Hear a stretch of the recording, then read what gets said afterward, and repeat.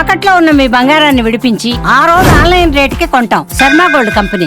కేంద్ర బడ్జెట్ అనగానే సామాన్యులతో పాటు రైతులు కూడా ఎంతో ఆసక్తిగా చూస్తారు. ఈసారి కూడా అదే ఆసక్తి కనబరుస్తున్నారు. 2026 బడ్జెట్లో వ్యవసాయ రంగానికి కేటాయింపులు పెరగటమే కాకుండా పీఎం కిసాన్ లబ్ధిదారులకు శుభవార్త వినిపించే అవకాశం ఉందన్న వార్త వినిపిస్తున్నటువంటి సమయంలో పెంపు ఉంటుందని ఆశిస్తున్నారు. మరి పెంచితే ఎంత పెరిగే అవకాశం ఉంది? రైతును రాజు చేసే లక్ష్యంలో భాగంగా కేంద్రం పీఎం కిసాన్ పథకాన్ని అమలు చేస్తోంది. ప్రస్తుతం ఏటా 3 విడతల్లో 6,000 రూపాయల పెట్టుబడి సాయాన్ని అందిస్తోంది. అయితే ఈ మొత్తాన్ని పెంచాలనే డిమాండ్లు గత కొంతకాలంగా వినిపిస్తున్నాయి. పలు రాష్ట్రాలు కూడా గట్టిగా కోరుతున్నాయి.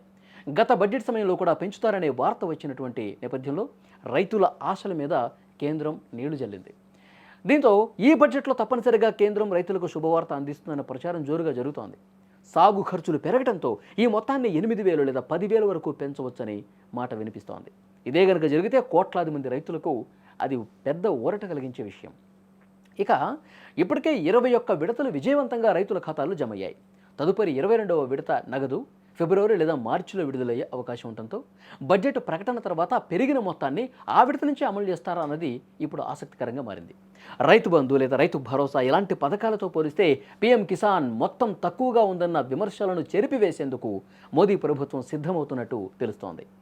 ఇక అంతేకాదు, ఈసారి బడ్జెట్లో కేవలం నగదు పెంపు మాత్రమే కాకుండా లబ్ధిదారుల పరిధి కూడా పెంచే ఆలోచనలో కేంద్రం ఉన్నట్టుగా తెలుస్తోంది. ప్రస్తుతం కేవలం భూమి ఉన్న రైతులకు మాత్రమే అందుతున్నటువంటి ఈ సాయాన్ని కౌలు రైతులకు కూడా వర్తింపచేయాలన్న ప్రతిపాదనలు ప్రభుత్వం ముందున్నాయి. ఒకవేళ ఇదే జరిగితే గ్రామీణ ప్రాంతాల్లో వ్యవసాయంపైనే ఆధారపడి బతుకుతున్న లక్షలాది మంది కుటుంబాలకు ఇది నిజమైన కానుక అవుతుందని విశ్లేషకులు చెప్తున్నారు.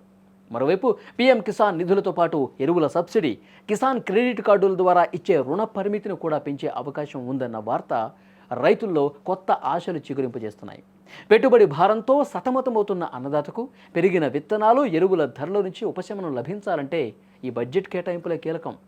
మరి ఫిబ్రవరి 1వ తారీఖున ఆర్థిక మంత్రి ప్రసంగంలో రైతుల ఖాతాల్లోకి అదనపు నగదు చేరుతుందా లేదా అన్నది తేలిపోతుంది. ఒకవేళ అదనపు అమౌంట్ వేస్తే కనుక అది డెఫినెట్గా రైతులకి లబ్ధి చేకూరుతుంది. రైతులు దాని గురించి ఆలోచన చేస్తూ ఉన్నారు, దాని మీద ఆసక్తి చూపిస్తూ ఉన్నారు. ఇప్పుడు రాష్ట్ర ప్రభుత్వం ఇచ్చేదిస్తుంది, కేంద్ర ప్రభుత్వం ఇచ్చేదిస్తుంది, కేంద్రం ఇంకొద్దిగా పెంచిస్తే బాగుంటుందన్న ఆలోచన ఎప్పటి నుంచో రైతుల్లో ఉంది.